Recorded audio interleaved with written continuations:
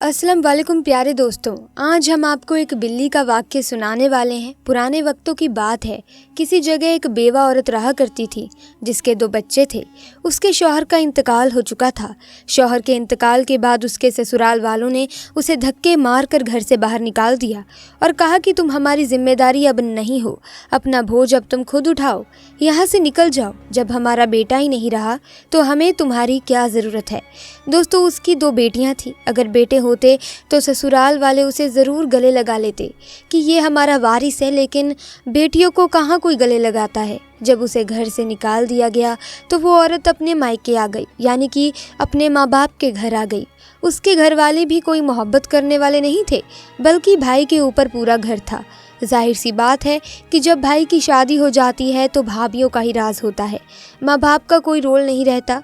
बूढ़े माँ बाप अपनी बेटी को रोज़ाना देखते थे कि उनकी बेटी इतनी बेइज्जती बर्दाश्त कर रही है, उसकी भाभी उसको नौकरानी बना कर रखती है। वो औरत हमेशा रोती रहती थी, लेकिन जानवरों पर बहुत रहम किया करती थी। एक दिन उसकी भाभी ने उसे बाजार से कुछ सामान लाने के लिए भेजा। जब वो सामान लेने जा रही थी तो रास्ते में उसे एक जख्मी बिल्ली नजर आई। उसकी एक टांग टूट चुकी थी। उसने बिल्ली को उठाया और वापसी में उसे अपने साथ घर ले आई। अपने बच्चों से कहा कि देखो बेटा, ये बिल्ली मुझे रास्ते में मिली है, ये बहुत जख्मी है, दर्द में है, चलो हमें इसका ख्याल रखना होगा, इसकी मरहम पट्टी कर देते हैं। माँ और बेटियों ने मिलकर बिल्ली का बहुत ख्याल रखा, उसको खाना पानी दिया, उसके जख्मों को सही करने का, यहाँ तक कि 2 महीने के बाद उसकी टांग बिल्कुल अच्छी हो गई। लेकिन उस बिल्ली का घर में रहना आसान नहीं था। रोज़ाना भाभी ताने देती, रोज़ भाई आकर डांटता था कि तुम्हारी वजह से पूरे घर का माहौल ख़राब हो रखा है, तुम तो हमारे सर पर पहले से ही सवार थी, अब ये जख्मी बिल्ली को भी लेकर हमारे सर पर बिठा दिया, ये हमारे हिस्से का खा जाती है, दूध भी पी जाती है, तुम कब तक हमारे लिए ऐसी मुसीबत बनी रहोगी। इसके बाद दिन गुजरते गए। एक दिन उसके भाई का बच्चा छत से गिर पड़ा। पूरी बस्ती में शोर हो गया। भाभी को मौका मिल गया था। उसने फौरन अपने शौहर से कहा, तुम्हारी बहन की वजह से ये सब हुआ है, ये जो बिल्ली लेकर आई है उसी के चक्कर में मेरा बच्चा छत पर से गिर गया। इसके बाद उसकी भाभी कहने लगी, इन सबको अभी यहाँ से बाहर निकाल दो। तो अब उस बेवा औरत पर आफत आ चुकी थी। भाई ने कहा, देखो बहन, तुम्हारी वजह से हम बहुत परेशानी में मुब्तला हैं, बीवी बच्चे बहुत परेशान हो चुके हैं। मैं बूढ़े माँ बाप को पालूं या फिर तुम्हें और तुम्हारे उन बच्चों को? देखो, तुम अपना बोझ खुद लो। तुम्हारी इस बिल्ली को भी तुम यहाँ से लेकर चली जाओ। पता नहीं तुम इसे कहाँ से उठा कर लेकर आई हो, और इसके खाने पीने का भी इंतज़ाम करना पड़ता है। अब तो उसकी वजह से मेरे बच्चे के साथ ऐसा मामला पेश आया है कि वो मरते मरते बचा है। तुम यहाँ से चली जाओ, तुम अपना इंतज़ाम कहीं और कर लो। मैं तुम्हारी जिम्मेदारी और नहीं उठा सकता, क्योंकि माँ बाप में वो ताकत नहीं थी कि वो अपने कमज़ोर बच्चों के लिए लड़ सके, अपनी बेटी के लिए किसी के सामने खड़े हो सके। बेवा होना, तलाकशुदा होना कोई जुर्म नहीं है दोस्तों, कोई बीमारी नहीं है जिसकी वजह से औरत को बोझ समझा जाता है, क्योंकि घर वाले सपोर्ट नहीं करते। और ना जाने क्यों हमारा समाज हमेशा औरतों को ही गलत क्यों समझता है। अनहोनी होती है मर्दों की वजह से, लेकिन हमेशा औरतों को समझा जाता है। ऐसा क्यों होता है? क्योंकि हमारा समाज कहीं ना कहीं औरतों को ही गलत ठहराता है। हमें सोच बदलने की बहुत ज़रूरत है दोस्तों। इस्लाम में तलाकशुदा या बेवा के ताल्लुक़ से आप जानते होंगे कि कहा गया है कि हमारे प्यारे पैगंबर जनाब मोहम्मद रसूलुल्लाह सल्लल्लाहु ताले अलैहि वसल्लम ने अपने 2 उंगलियों का इशारा किया था, यानी आपने अपनी 2 उंगलियों को करीब करके बताया, वो जन्नत में इस तरह से मेरे करीब होगा। लेकिन दोस्तों, कुछ जाहिल लोग इस बात को नहीं समझते कि उनकी बेटी के साथ इतना बड़ा सुलूक हो रहा है, नौकरानी बनाकर उसको रखा हुआ है, लेकिन उन्होंने एक लफ्ज़ भी नहीं कहा और यूँ बेटी और माँ बाप को खामोशी से देखते हुए वहाँ से चली गई। वो औरत जाकर मेहनत मजदूरी करने लगी। उसको कहीं एक छोटी सी झोपड़ी में किसी ने एहसान करके कमरा दे दिया। वहाँ अपने बच्चों के साथ में रहने लगी और लोगों के घरों में जाकर काम काज करने लगी और अपना घर चलाने लगी। दोस्तों, उसके शौहर ने मरने से पहले अपने करीबी दोस्त के साथ एक एहसान किया था। जब उसका दोस्त बहुत मुश्किल में था, बहुत परेशानी में था, बहुत ही गरीब हो चुका था, तो उसने उसको 10,000 दिनार कर्ज दिए थे और कहा था, ऐ मेरे दोस्त, अपना ख्याल रखो और अपना काम इसके ज़रिए चलाओ।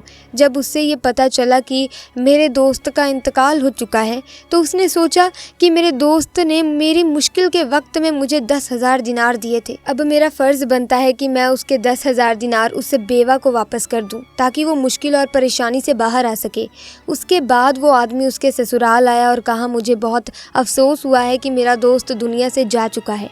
मैं उस वक्त इस मुल्क में नहीं था, वरना ज़रूर आता। भाभी कहाँ है? मुझे उनसे बात करनी है। उन्होंने कहा, वो तो नहीं है, वो तो अपने मायके जा चुकी है। अपने मायके का पता मालूम किया और वहाँ पहुँचा और कहा कि फ़लाँ औरत यहाँ रहती है। भाई तो घर पर नहीं था, लेकिन वो तेज़ तरार भाभी वहाँ मौजूद थी। वो कहने लगी, अरे वो तो हमारे ऊपर बोझ बनकर बैठी हुई थी, अब खुद ही एक दिन पहले यहाँ से चली गई है, ना जाने कहाँ है, हमें क्या पता कहाँ गई है। अब वो परेशान होने लगा, उस औरत की मदद करूँ तो भला कैसे करूँ?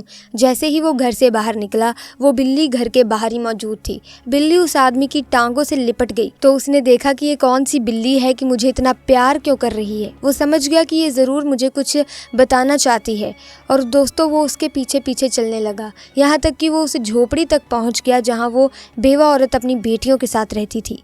आदमी ने दरवाज़ा खटखटाया। औरत ने पूछा, कौन हैं आप? आदमी ने कहा, जी मैं आपके शौहर का दोस्त हूँ, बहुत दूर से आया हूँ, मैं आपसे कुछ ज़रूरी बात करना चाहता हूँ, मैं आपके शौहर के हवाले से हूँ। उस औरत ने उसे घर के अंदर बुलाया और वो कहने लगा, बहन आपके शौहर ने यानी मेरे दोस्त ने मेरे ऊपर एक बहुत बड़ा एहसान किया था और अब मैं अपने शहर का अमीर इंसान बन चुका हूँ, लेकिन वो जो 10,000 दिनार आपके शौहर ने मुझे दिए थे वो लौटाने के लिए आया हूँ। उसके अलावा अभी मैं कुछ कहना चाहता हूँ। मैं जानता हूँ कि आपका कोई सहारा नहीं है, आपको सबने घर से निकाल दिया है। मैं आपसे कहता हूँ कि आप मेरे घर चलें, मेरे बीवी बच्चे हैं, माँ बाप हैं, मैं आपको इस दुनिया में यूं ही तन्हा नहीं छोड़ सकता हूँ।